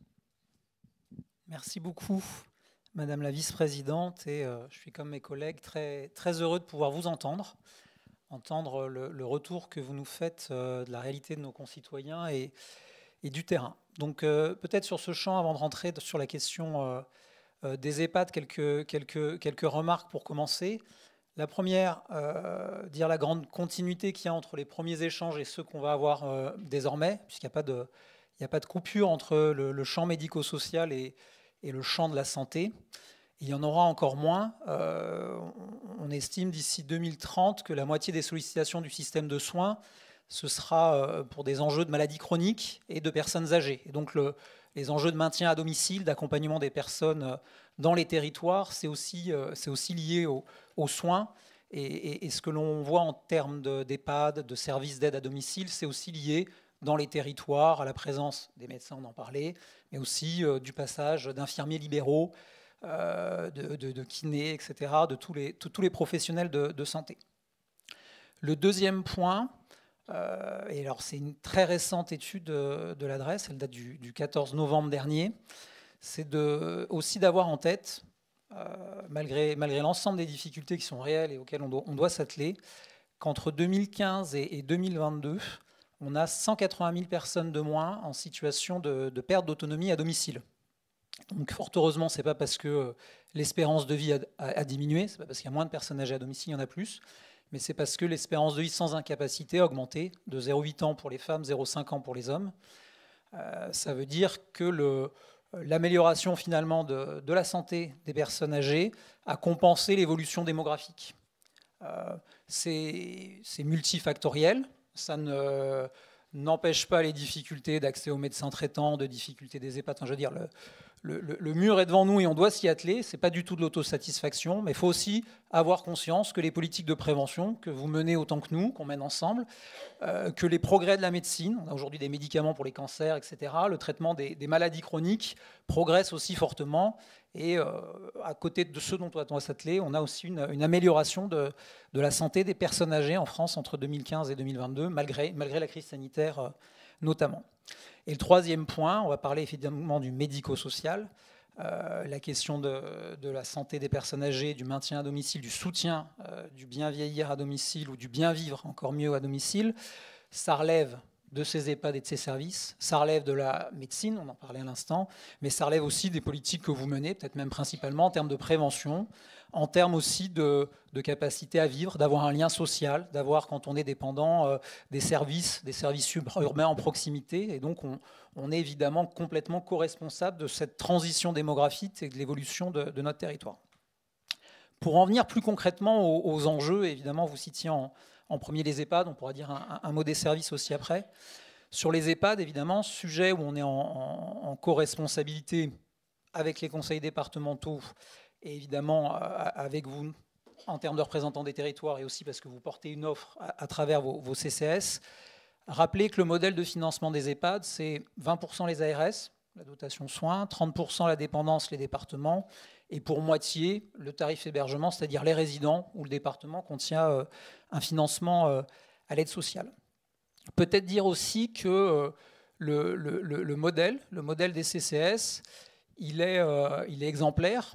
Je le dis sans flagornerie, mais dans les CCS, en tout cas moi c'est ce que je constate en Pays de la Loire, les enjeux de parcours, de suivi des personnes, de décloisonnement entre l'établissement, le domicile, vous les portez depuis longtemps. Et souvent, la mairie, elle a des places d'EHPAD, elle a aussi un service d'aide à domicile, elle a un peu de plateforme de répit, elle porte des repas. Et finalement, quand on parle d'EHPAD, centre de ressources territoriales, de travail à l'échelle des territoires, vos structures, vos EHPAD, elles ont anticipé ça depuis longtemps. Par contre, et vous le savez mieux que moi, on est aujourd'hui dans des difficultés budgétaires assez majeures qui font assez souvent que c'est le CCS qui vient compenser le déséquilibre des EHPAD, et donc c'est la subvention que vous versez en tant que maire sur un modèle où la problématique relève, je pense, de deux registres. On a un registre local qui est un peu à notre main, et puis on a un registre national sur lequel je dirai un mot. Et puis on pourrait échanger sur la contradiction, monsieur le maire, évidemment. Au niveau local, on a différents enjeux. Un enjeu qu'on constate, c'est évidemment la faiblesse du taux d'occupation. On a eu la crise sanitaire, on a eu l'affaire Orpea, on a dans certains territoires, beaucoup en Île-de-France, dans d'autres, des taux d'occupation qui ne permettent pas d'avoir les recettes qui permettent aux structures de fonctionner. Donc c'est un vrai enjeu d'attractivité. Parfois c'est lié au manque de personnel. Souvent, on a une tension sur les ressources humaines importantes. Parfois, on peut aussi s'en servir pour améliorer le taux d'encadrement, peut-être en ayant des places d'accueil de jour, d'hébergement d'urgence, renforcer la prise en charge des patients les plus dépendants, mais on a cet enjeu-là. Autre difficulté, la taille de certains EHPAD. Parfois 30 à 40 places pour avoir un maillage territorial fin. Moi, sur la région Pays de la Loire, c'est le cas notamment de la Vendée, où on a 90% des EHPAD intercommunaux de petite taille. C'est une réponse pertinente en proximité. C'est par construction, ça ne permet pas l'équilibre économique. Je dis c'est par construction, c'est-à-dire c'est pas bien ou pas bien en soi, c'est que le modèle de financement qui a été fait pour les EHPAD fait qu'il faut à peu près 80 places pour que l'addition des financements par place finance la totalité du poste de directeur, d'infirmier coordinateur, etc. Et donc on a un enjeu de solvabilité de ces structures. La solution, nous, elle est dans le rapprochement. Donc vous citiez l'inquiétude sur ce que la dernière proposition de loi Bien vieillir en avril dernier a créé, c'est-à-dire un groupement territorial médico-social, c'est le regroupement. Cette obligation, elle concerne que les hospitaliers, elle ne concerne pas les CCS. Par contre, il y a un véritable enjeu, je pense, de regroupement des EHPAD aussi intercommunaux, pas d'éloignement des places des territoires, mais plutôt de mutualisation des fonctions RH, des fonctions de pilotage et des fonctions support. C'est la force des groupes mutualistes, des privés associatifs, c'est la force aussi de certains privés qui mutualisent la capacité à avoir l'ingénierie pour l'investissement, d'avoir aussi la capacité d'avoir des remplacements en termes de ressources humaines, de porter de la formation, etc. Et on a certainement quelque chose à pousser dans ce champ-là. Parfois avec les conseils départementaux, moi je sais que dans la Sarthe, et on y travaille, le président du département va monter une structure départementale d'ingénierie pour appuyer les maires et les directeurs d'EHPAD des petites structures à répondre à ces problématiques RH notamment.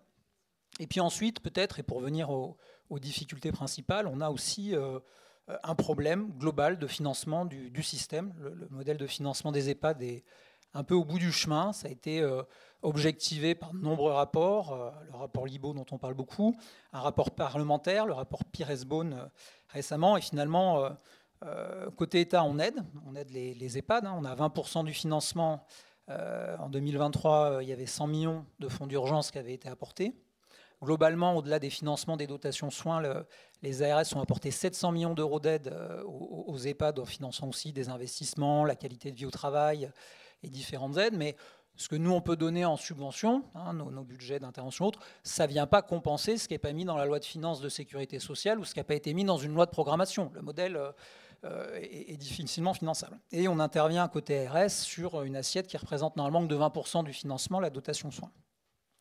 Donc au-delà de ça, on a une évolution du modèle.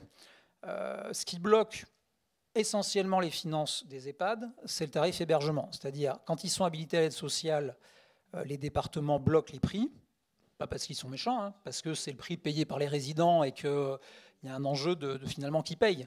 Et sinon, c'est les finances départementales si c'est habilité à l'aide sociale. Et donc, la question qui se pose à nous et qui se pose aux législateurs, et qui est finalement celle de comment, dans une société européenne vieillissante où le nombre d'inactifs va augmenter, comment on prend en charge et les questions de soins et les questions de financement de la dépendance. On parlait de 10 milliards à l'époque du rapport Libaud, avec l'inflation, on doit toujours en être au même niveau, même s'il y a quelques milliards qui ont été mis dans la branche autonomie. C'est qui paye? Soit c'est l'État. Alors, il faudrait qu'on ait une responsabilité du secteur. C'est ce qu'on va un petit peu expérimenter. C'est un premier pas, c'est la reprise du financement des sections dépendance. Il y a un amendement au projet de loi de financement de sécurité sociale sur la base du volontariat des départements pour, dans 23 départements, expérimenter que les ARS financent la dotation dépendance. On sera responsable de 50% du financement des structures et un peu plus légitime, avec une masse financière un peu plus importante pour intervenir. Sinon, c'est les départements. C'est pertinent en termes de décentralisation, mais on connaît évidemment la situation budgétaire dans laquelle ils sont. Hein. On est dans une impasse au niveau des financements. Et sinon, c'est les résidents. Donc, c'est les résidents sur les tarifs.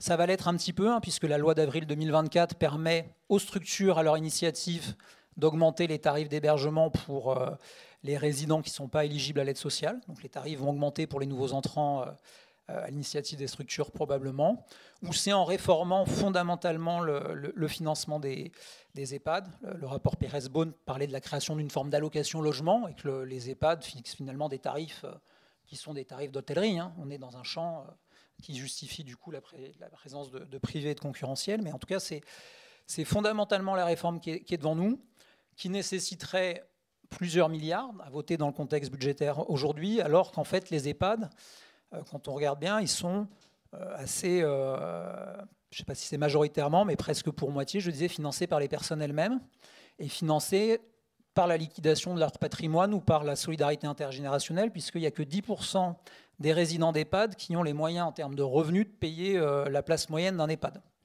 Ça veut dire nécessairement qu'ils liquident leur patrimoine.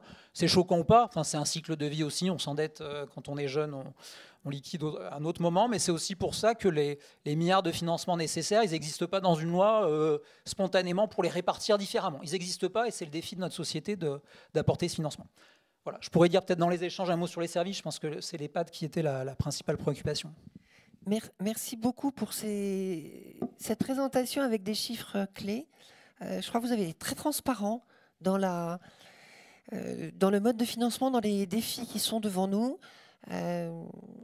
Je crois que tous les maires sont attentifs effectivement à la qualité de l'accompagnement du vieillissement de nos habitants.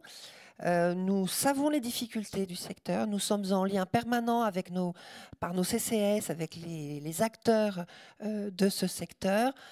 Nous en connaissons les difficultés, les enjeux. Et nous avons effectivement lu avec beaucoup d'attention le rapport Pires-Beaune et les propositions qui en sont faites.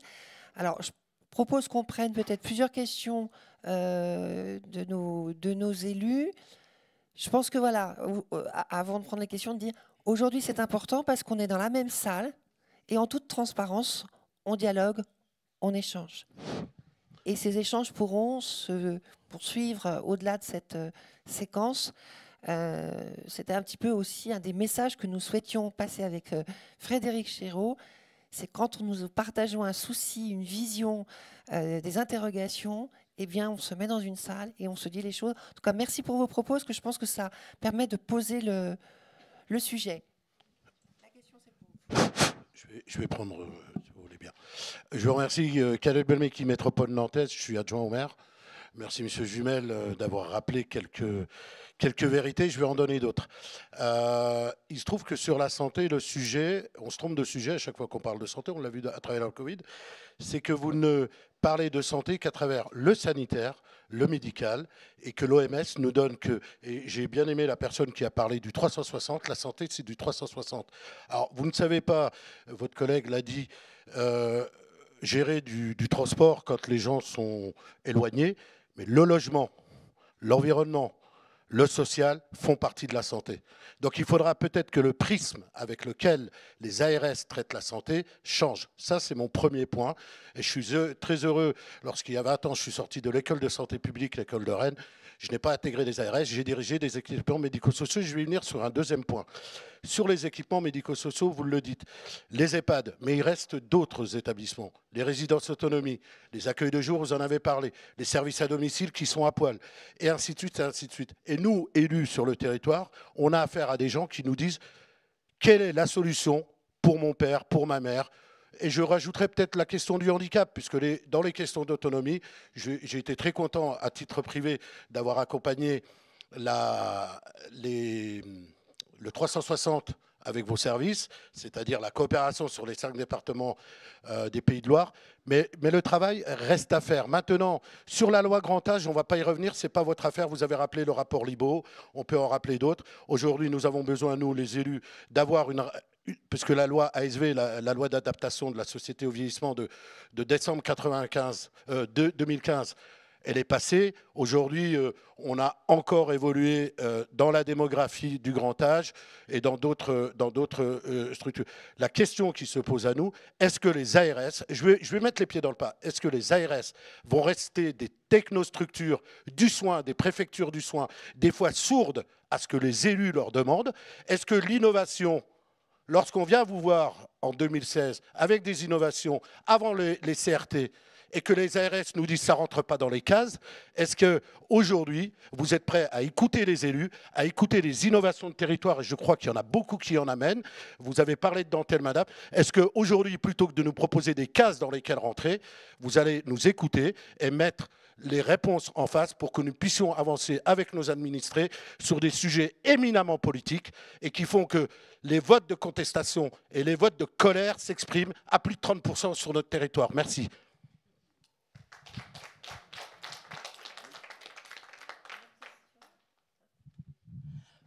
Bonjour, Annie Brasdenis, maire de Plouaret dans les Côtes d'Armor. Alors, je ne sais pas si je dois me mettre en colère ou si je dois pleurer. Alors, cette initiative de l'AMF est en tout cas très intéressante pour l'exercice de transparence qu'il nous permet de comprendre par rapport à vos intentions. Alors, je fais partie d'un collectif des maires en résistance pour les territoires du grand âge. Je voudrais pour autant remercier les représentants de l'ARS Bretagne dans les Côtes d'Armor, avec lesquels on a un dialogue plutôt constructif, en tout cas en ce qui me concerne. Madame Massé, Monsieur Négrier, Madame Noguera, vous le leur direz bien. Mais pour autant, là, nous avons passé, moi j'ai passé tout le congrès à essayer de comprendre comment nous pourrions inventer l'EHPAD de demain, trouver des solutions à nos difficultés d'aujourd'hui. Et je repars terriblement angoissée, mais vraiment plus qu'angoissée, parce que dans la réalité, ce que je viens de comprendre, c'est que nous sommes seuls à nous battre et que nous sommes en train de nous battre contre des vents de concentration, des vents de privatisation du service public. On en arrive à considérer que les EHPAD territoriaux portés par des CCAS, et le mien il est tout petit, effectivement, son budget principal est de 15 000 €. Il porte 2 activités significatives, une cuisine centrale, pour qu'on puisse bien manger sur notre territoire, qui a un budget de 650 000 €, un EHPAD de 57 places qui a un budget de 3 millions d'euros.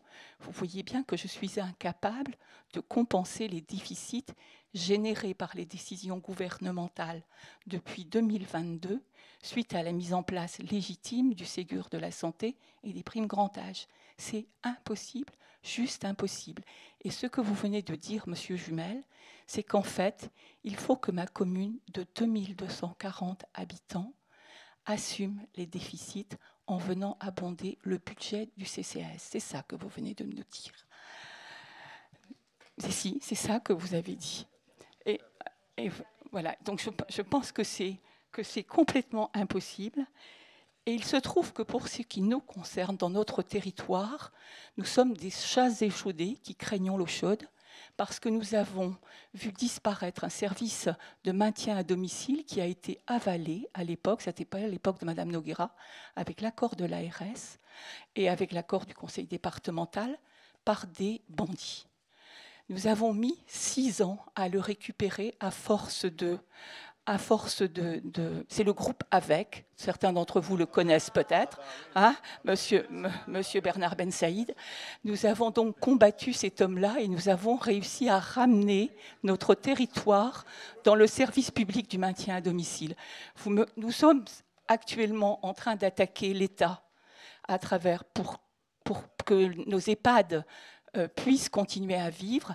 C'est vrai pour des communes comme la mienne, mais c'est vrai aussi pour celle de mon voisin qui a 20 000 habitants et qui a juste un déficit plus gros parce qu'il a plus de place. Donc les mutualisations, moi je n'y suis pas opposée, mais il faut réussir à inventer de façon un peu fine. Donc vraiment, merci pour votre franchise, je repars désespérée, voilà, mais en moins éclairée.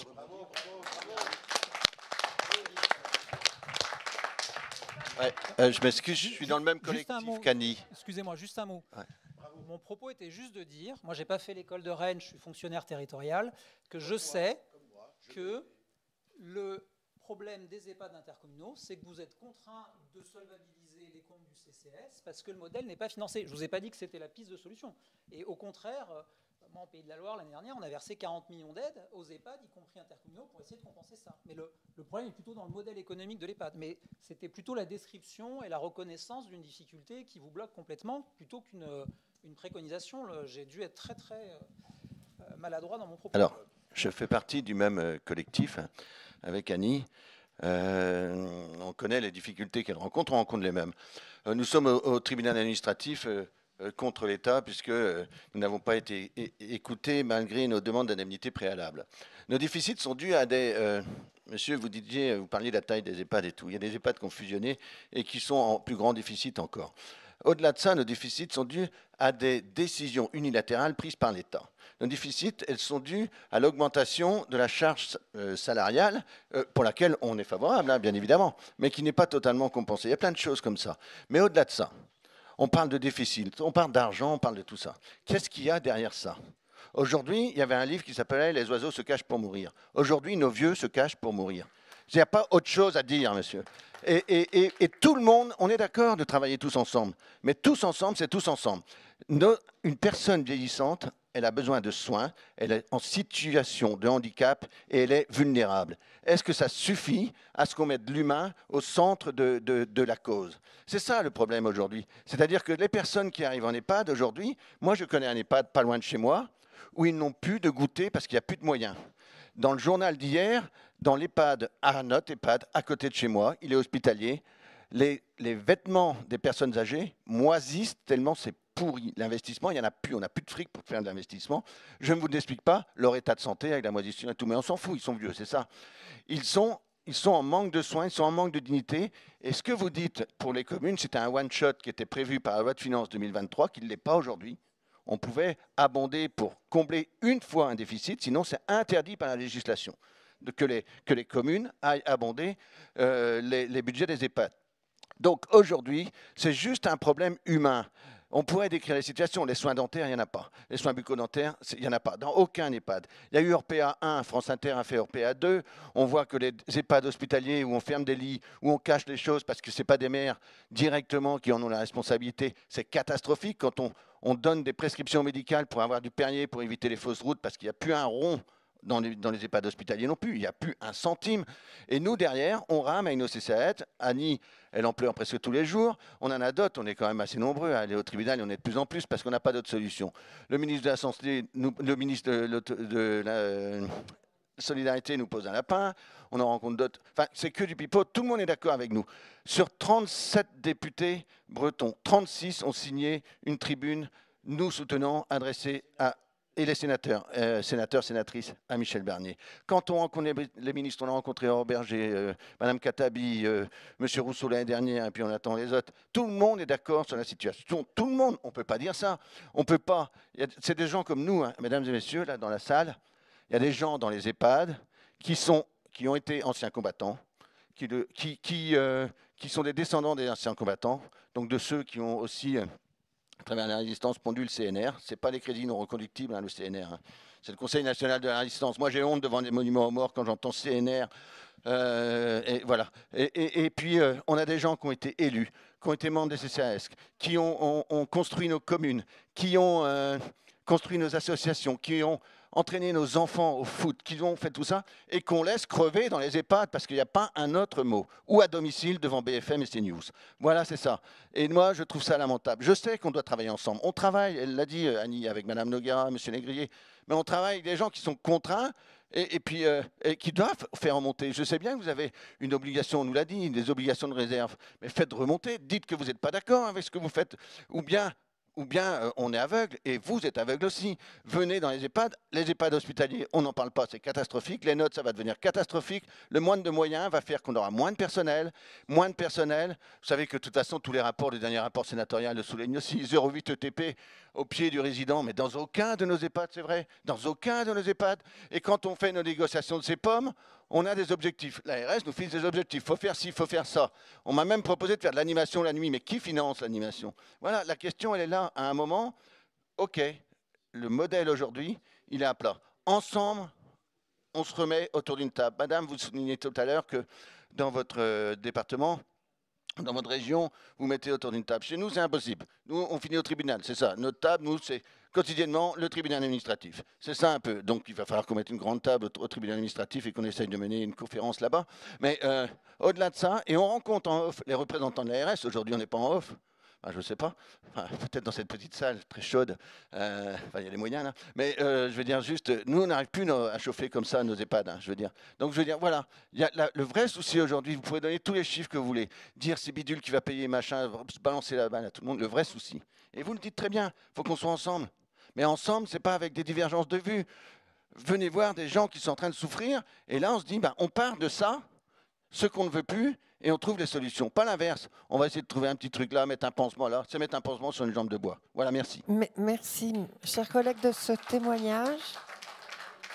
On rejoint le besoin de communication. Je vais peut-être, alors je vois l'heure qui tourne, donner la parole à Marilène Millet, donc coprésidente de la commission sociale à l'AMF, qui peut nous donner quelques éléments. Merci. Alors d'abord, je voulais dire à la collègue voilà, qu'il faut rester quand même motivé et essayer d'être positive, même si j'entends votre désespoir. Non, mais je travaille moi-même en EHPAD, donc je connais, je pense, assez bien la situation aussi de l'intérieur. Non, simplement, ce que je voulais rappeler, c'est que la force d'une association de maires, c'est aussi de porter justement la parole des maires, et qu'effectivement, on l'a rappelé, mais 85% des EHPAD publics sont en déficit et compensés par les mairies. C'est la même chose aussi pour les résidences autonomie. Donc en fait, c'est des déficits quelque part qui sont invisibles, puisqu'il y a compensation des communes, ce qui crée aussi par rapport à ce qui a été dit en préambule aussi des formes d'inéquité, parce qu'il y a des communes qui peuvent le faire ou qui peuvent encore le faire, et d'autres pour qui ça devient effectivement de plus en plus compliqué. Rappelez aussi que ce qu'on constate, c'est qu'aujourd'hui, c'est les EHPAD privés lucratifs qui créent des places. Et pourquoi? C'est parce que par rapport justement à leur financement, quand vous parliez, monsieur, tout à l'heure, effectivement, du tarif dépendance, savoir que pendant que l'inflation et tous les coûts augmentaient de 6%, ce qui était proposé par les départements aux EHPAD publics, c'était 1%. Donc très clairement, on est dans un effet ciseau, qu'aujourd'hui, les déficits se creusent. Et puis dernière chose, parce que peut-être on ne l'a pas dit, moi je voulais rappeler qu'un EHPAD, c'est un lieu de vie. Alors il y a des soins, mais c'est un lieu de vie. Et il faut, quand on défend les EHPAD de petite taille, c'est aussi pour cette raison. Parce que quelqu'un qui a toujours vécu sur un territoire, je suis désolée, il n'a pas envie d'aller à 20 km, même si c'est dans un EHPAD qui sera plus joli, plus fonctionnel et tout. Il veut rester sur l'endroit où il a vécu, et c'est là qu'il veut mourir. Merci Marilène. Je vais vous proposer de conclure cette séquence, et puis bien sûr les échanges pourront se poursuivre en dehors de la salle. Je voudrais faire passer 3 messages à la fois aux directeurs d'ARS qui sont tous présents, et je les remercie encore d'être là ce matin, mais aussi à nos collègues élus. Appuyez-vous sans réserve sur les services, les commissions de l'AMF. Nous avons besoin de porter ensemble certains messages auprès, vous l'avez dit, de nos partenaires, mais aussi de nos parlementaires. Il y a des choses qui doivent bouger. Plus on est fort, et même avec des visions différentes selon les territoires, et ça je l'entends bien, nous devons porter la voix de nos territoires, de nos habitants et de nos élus. Ça, c'est le premier message, et je pense que c'est un message fort qu'on peut partager ce matin avec les directeurs d'ARS. La deuxième chose, c'est que ces problèmes de santé publique, ce sont notre quotidien. Agissons sur la prévention, que ce soit pour la parentalité jusqu'au vieillissement. Nous avons cette obligation dans nos mandats d'être sur ces politiques de santé publique, même si, comme l'a très bien dit Frédéric Chéreau, la santé n'est pas des compétences de la commune, mais nous allons faire, et nous l'avons déjà fait, réitérer cet engagement devant vous.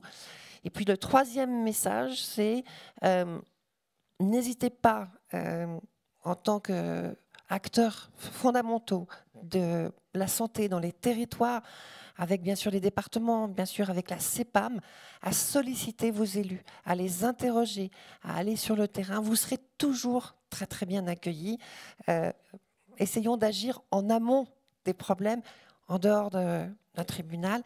Essayons de nous parler avant. Je pense que sur certaines situations, même si je pense que les ARS n'ont pas forcément la solution à tout, nous pouvons arriver ensemble à résoudre certaines situations complexes.